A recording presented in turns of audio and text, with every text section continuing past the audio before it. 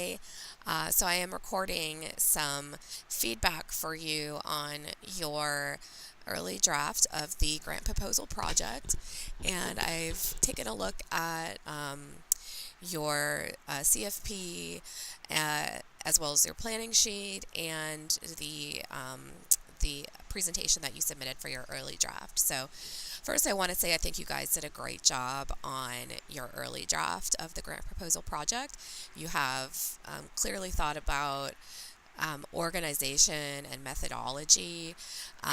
So I think that's really great. I also really like the CFP that your group chose. This one on for the Department of Justice and victims of sexual assault, specifically the culturally specific services for victims of sexual assault. So I'm going to kind of just go through your early draft of the presentation, and I also looked at your client that you specified, the RAINN, the Rape, Abuse, and Incest National Network.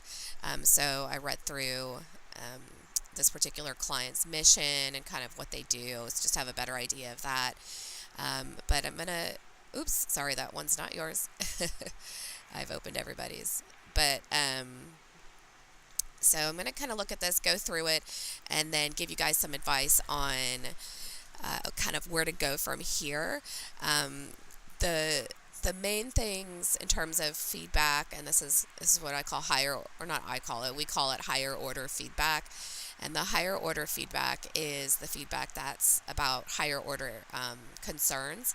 And those are usually specific to things like, are you meeting the criteria of the assignment? Do you have rhetorically aware methodology? Is there a thesis statement? Is it clear what's happening? What's the research integration like? So kind of along those lines. So, okay. So for your, I'm also going to give feedback presuming that your final grant proposal submission will also be in a PowerPoint form. So I'm going to maintain my or confine my feedback to the PowerPoint presentation. So for the first slide, for the introduction slide, I like the picture that you guys have chosen. And I think it's good to have the title on there. One thing I would consider adding are your names.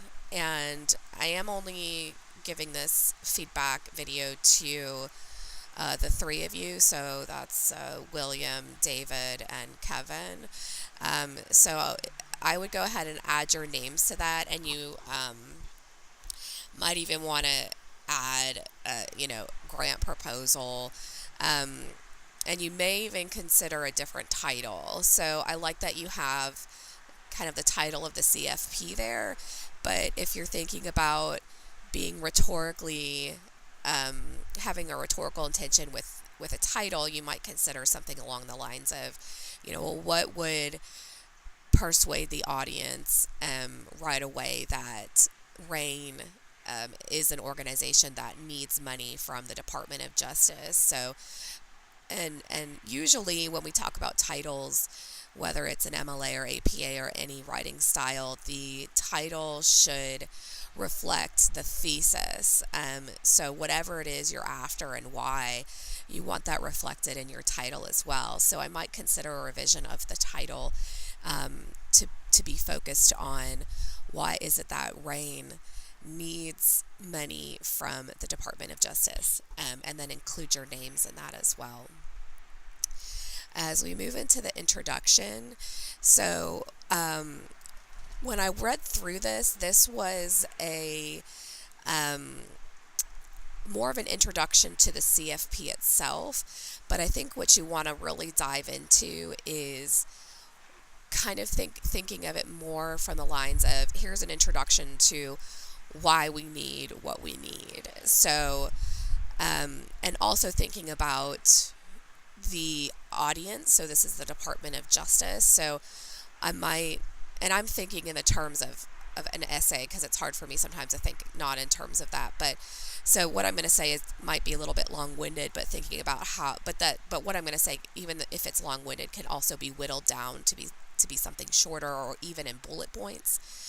But you might say something like, the Department of Justice, this grant provided by the Department of Justice is, strongly advocating for, um, support and infrastructure resources for this group of people, X group of people.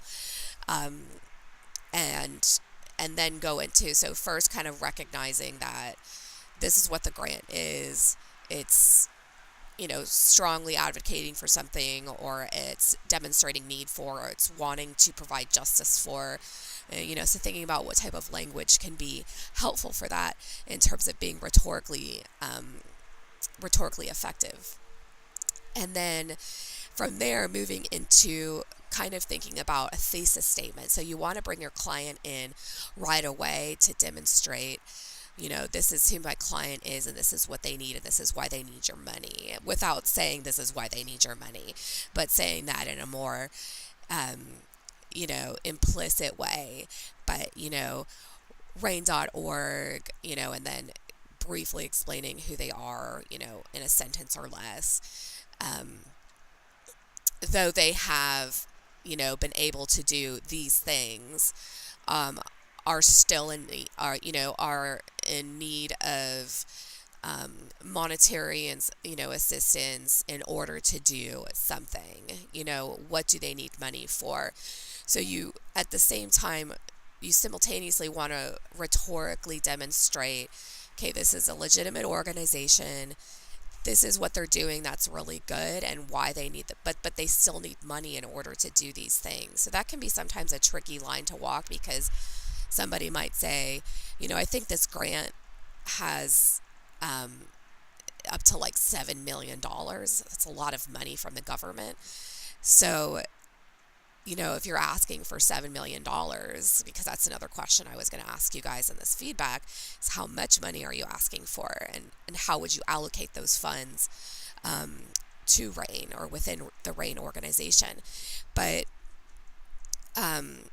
it can be rhetorically tricky to say, this organization is doing really well by doing these things, but we also need help, because the people with the money might say, well, if you're already doing a great job, why do you need money? So you have to kind of walk that rhetorical line.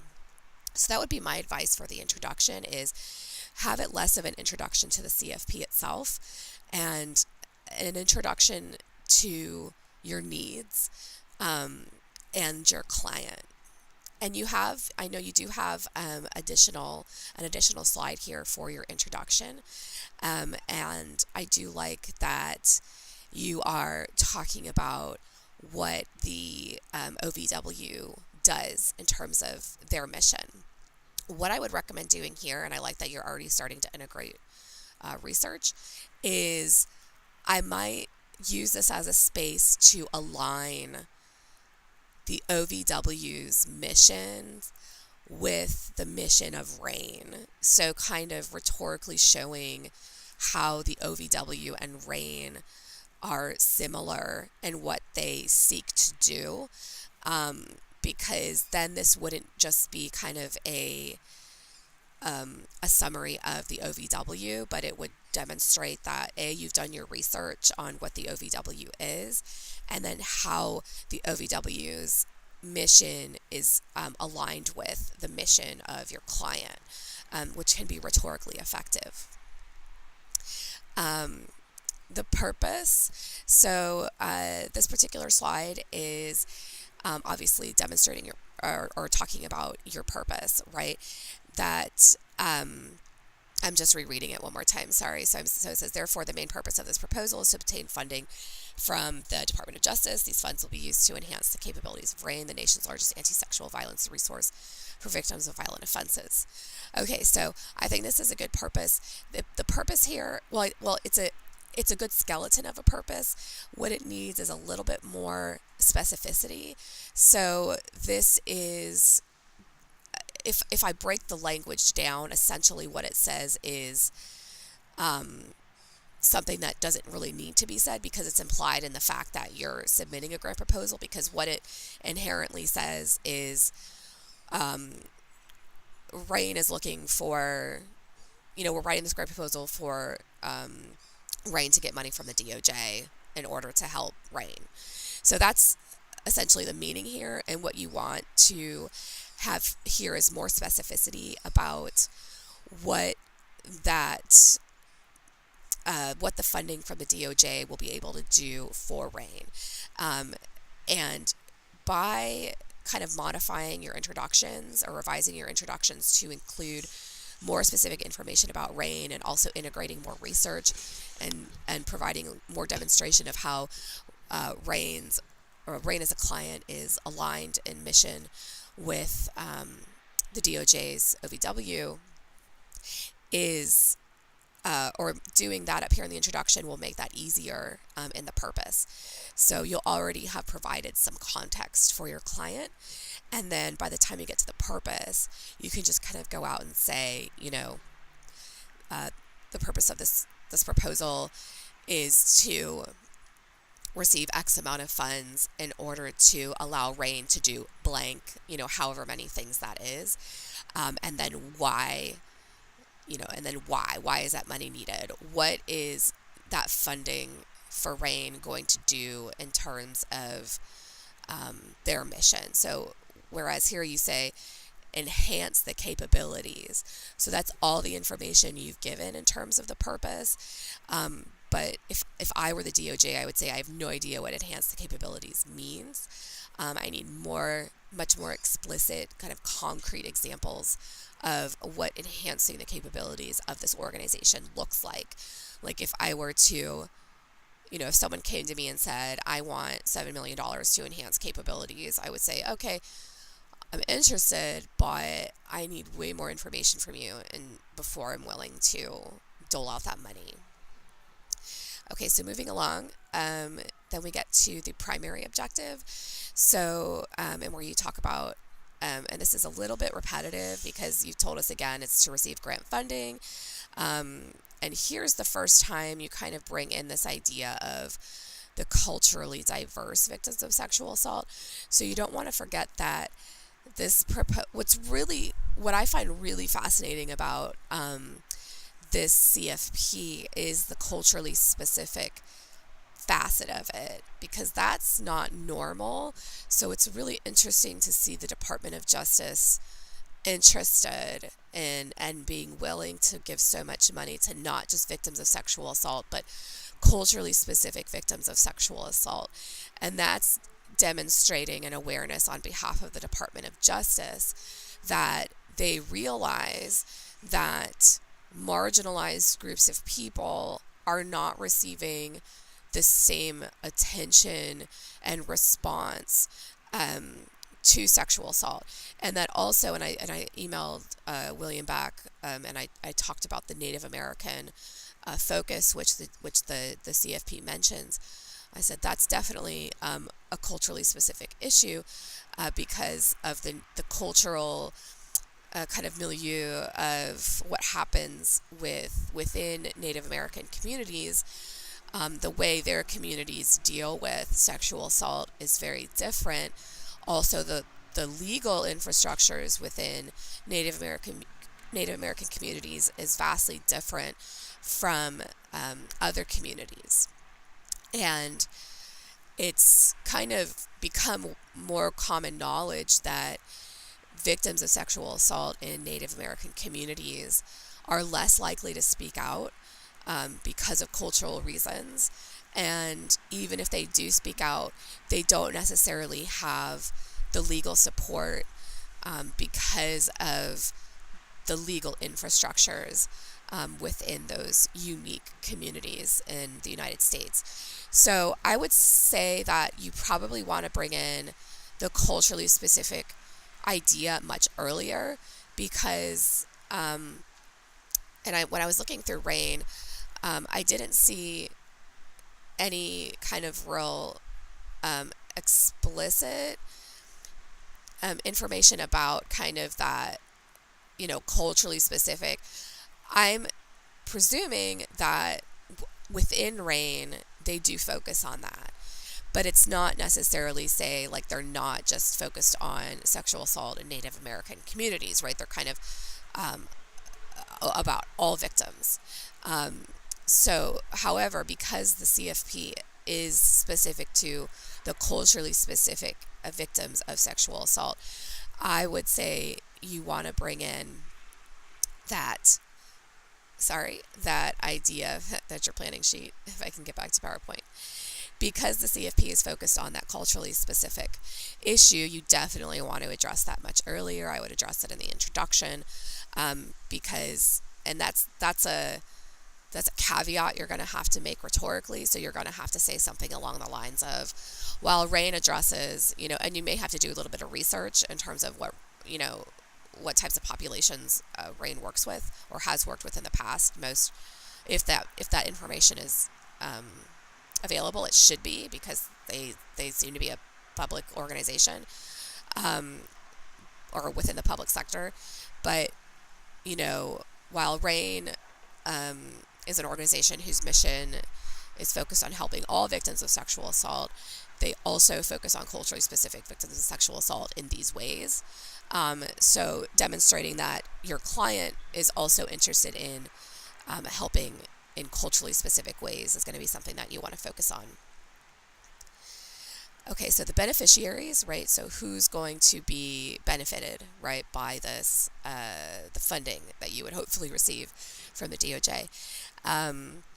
So you talk about, the beneficiaries include the victims of sexual assault who have difficulty in accessing traditional services due to cultural considerations.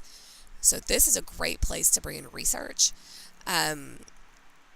I would say you want to kind of have demonstration from credible evidence that talks about what is the current, and we call it the terrain or the landscape, but what does that landscape look like right now in terms of the cultural implications of legal, not just legal help, but also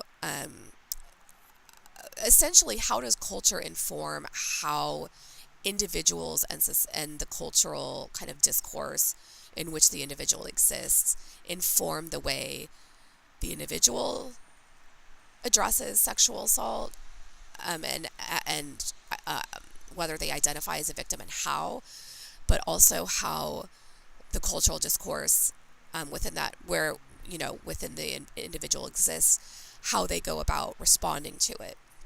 So there's kind of it's a two-pronged cultural consideration, because you're considering the culture in which the individual exists. So they might exist in a culture where it's not okay to say something, right? Or it's, they might be blamed for what has happened to them. So they might not be viewed as a victim, and that's due to the culture. So that's the first prong, right, is the individual and how they respond to it and how they identify. The second prong is the cultural discourse, right? So if the individual exists within a particular cultural discourse, that cultural discourse might dictate you don't talk about this, or if you do, you will be blamed for it, right? Or because you're a trans person and you've come to seek justice, and our culture does not respect or recognize trans people as human, we're not going to give you help, right? So that's a cultural consideration, or those are all cultural considerations. So this is a great place in the beneficiaries of talking about those kind of the cultural implications of victims and of sexual assault. Is a great place to bring in research to bolster and make this a more robust section, to really demonstrate that you've done the research and you're able to speak to those cultural implications. And then you kind of talk about, through the implementation of our plan, our client will be able to develop training, establish crisis centers, and assist victims, right? Now, I like this. This is good. What you want to add is you want to add more specificity. So, because as I'm reading my questions right away, so this is begging questions. My questions right now are, well, what does the current infrastructure of RAIN look like? So you're saying that, you're the largest organization that focuses on this particular thing. So why do you need help in establishing crisis centers and developing training for advocates and allies for assisting victims through the healing process, which I presume means access to psychiatric and psychological help. There's nothing here about access to legal help, which is usually common in victim centers. So because sometimes they can't afford the legal help, or they don't know where to turn to. So that might be something that you consider adding into that. So in here, adding research, and then talking more specific about, what this looks like and how the funding would help develop that further, or add things that RAIN does not currently offer. And you have the place and means of operation. If we go next, I'll make this larger so we can see it. There's a lot of text on here. And so I think with this, when I read place and means of operation, my immediate response or meaning making process is the logistics, right? How it's actually going to happen, how it's going to go down essentially once we get the money. So, and here, this is great stuff because you're talking about, right, the means of operation will be through linguists and cultural advisors employed at state level. They will travel to local areas, telecommunicate, or use other methods of digital communication to assist the victims, right? So you're talking much more specifically about what the people, and my question here would be, are these people who already work for RAIN, or do you, because I think later in a slide you talk about hiring people or using that funding money to hire people. So are these things that people who already work there would thus be able to do because of the money? And then you would also use this money to hire new people as a way to bolster the workforce in order to assist the victims in these particular ways. So that may need a little bit of clearing up in that particular thing. This, you might want to break this up into multiple bullet points, because this is slightly different from what you have up here. Making use of the network resources established by RAIN. Again, you want to be more specific about there. What are the network resources established by RAIN? So the process of branching out into communities to deploy advisors and linguists will be much more efficient in contrast to attempting to use grant funds to establish a completely new operation. At this point, RAIN will be able to tailor their services to the predominant cultures in the area.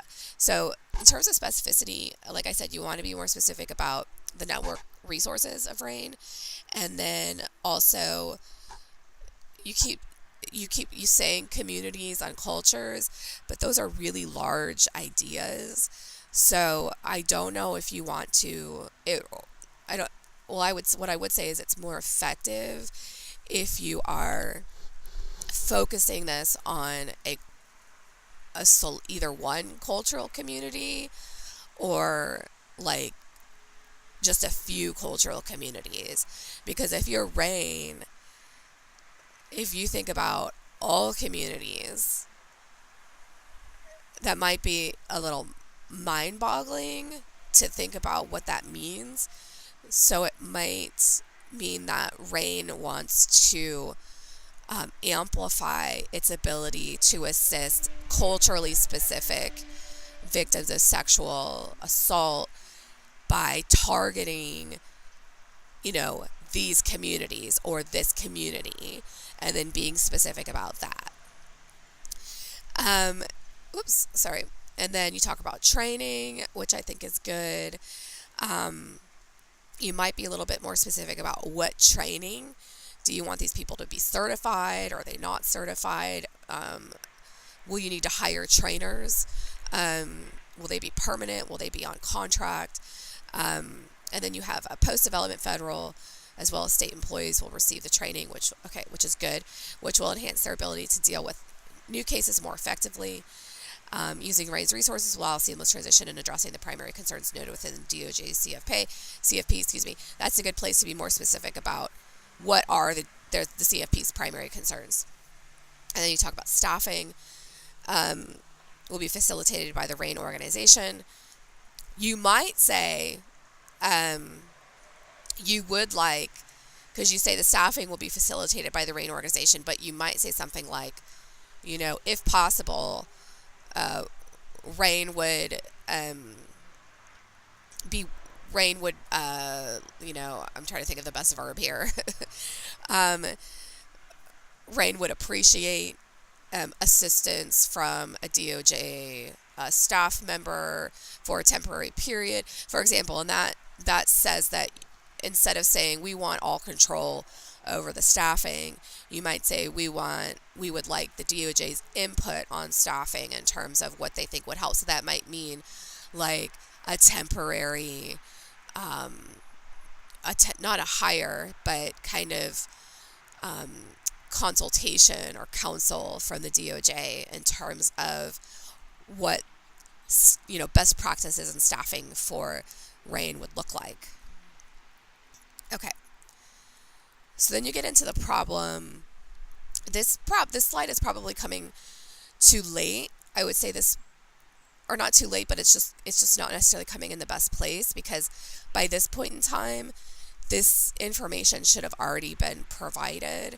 So before you get into things like the place and means of operations, you want to outline, this is our client, or this is the client, this is what they do, this is why they need this money to keep doing it, this is the problem, and then bringing in that, and this is what we'd almost call literature review, and literature reviews tend to come after introductions, because what you do is you introduce, right, and then provide a thesis statement, and then you say, okay, I've done my research, and I can show you that I'm not joking around, like I know what I'm talking about. So it builds your ethos as a writer, as a researcher, and as a presenter. So I would just recommend reconsidering where to put the problem. I don't want to call it the problem slide, but the problem slide. And then you have a secondary objective here. When I get to this, I'm forgetting the primary objective. So as a viewer of this, I don't remember seeing a slide that was called primary objective. So maybe thinking about either putting all the objectives on one slide, or because when you say here to create resources that can be employed by state as well as local social service agencies to enhance the provision of services in a nation that is culturally diverse, I feel like that's already been stated, so I don't know how it's a secondary objective. So if it is a secondary objective, you want to make sure it's really distinct from the primary objective. But this also might not be the best place to bring in a secondary objective, because I, as your reader / viewer, don't recall. I mean, I can infer and guess because I've been talking about it for a little bit now, but it also feels similar to things that have come before. And then you have research questions. I'm not sure this slide is necessary. I like that you guys have research questions, but research questions usually come before you do the research. This is usually a pre-writing, pre-project activity. Sometimes you do have to give research questions in particular documents. If the CFP is specifically asking for research questions, then I would give them. But I didn't see a specific place in the CFP, at least that I recall, but I may have missed it. But what I would use this slide for instead is as a place to, because this feels related to the problem, your problem slide. I hate calling it that. It's not, I mean problem because that's the name of it. They feel similar because, excuse me, these are questions that you want to have answered before you get to identification of problem and identification of needs. So it might be more beneficial to have, if you want to keep a slide of questions, put them earlier, but then you might be better off, or it might be more effective to have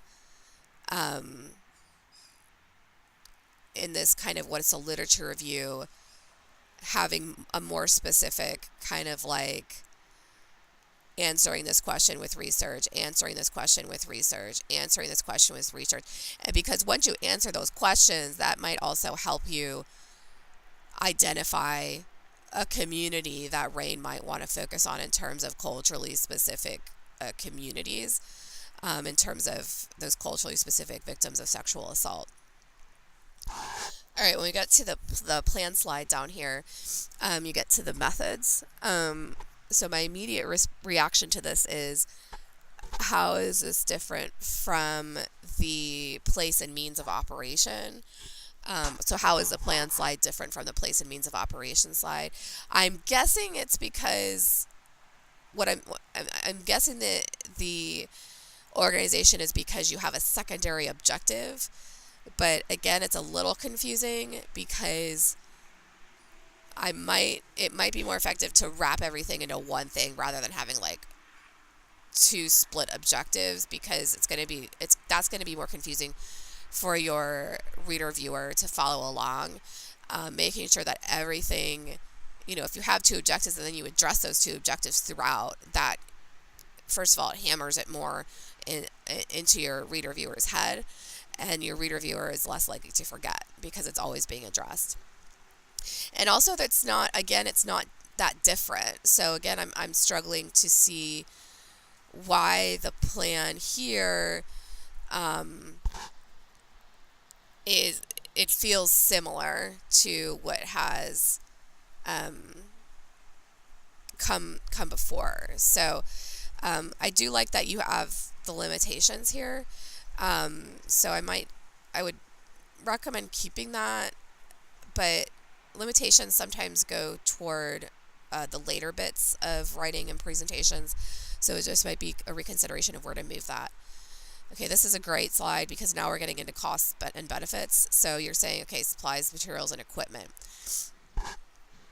Now you say currently available, and then you just have the organization here. So I don't know sorry, I'm just thinking to myself. I tend to make noises when I think to myself. I don't know if this is what you intended or not, or if you just didn't get to it, but it might be about what, and I've asked this before, is what does RAINN currently have in terms of infrastructure, supplies, materials, and equipment, and resources, because under resources, you're also talking about people. And so then personnel, and you keep saying linguists, which I find interesting, but I'm wondering why linguists. I don't know if you mean multilingual persons, like people who can speak multiple languages, or if you mean linguists, so people who have studied linguistics and who could be beneficial but in a different way. So I would say if you're choosing linguists for the personnel, you need to say this is the type of personnel we need, or if they already have it, you need to explain that, because I don't know if this is personnel they need or personnel they have and need, or if it's, so that needs to be more specific. But if you need linguists, why?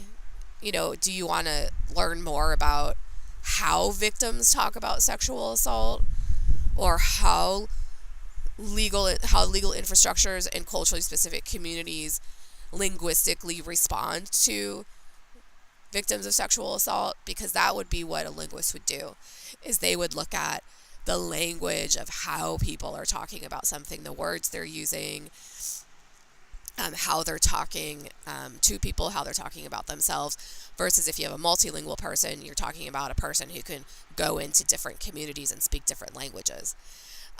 Cultural advisors, that needs to be more specific.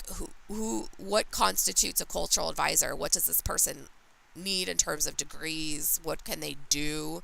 Because it's a ambiguous category. And a training development team.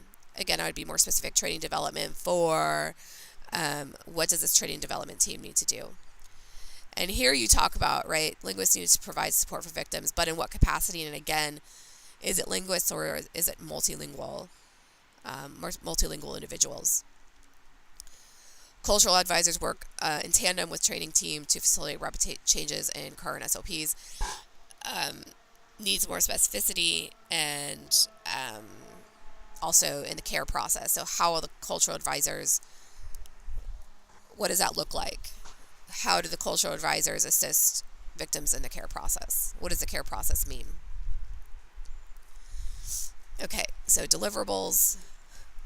So a systematic plan for all, recognize the need for culturally specific services, plan for centrally locating, I'm not quite sure what that means, and providing expedient access to these services.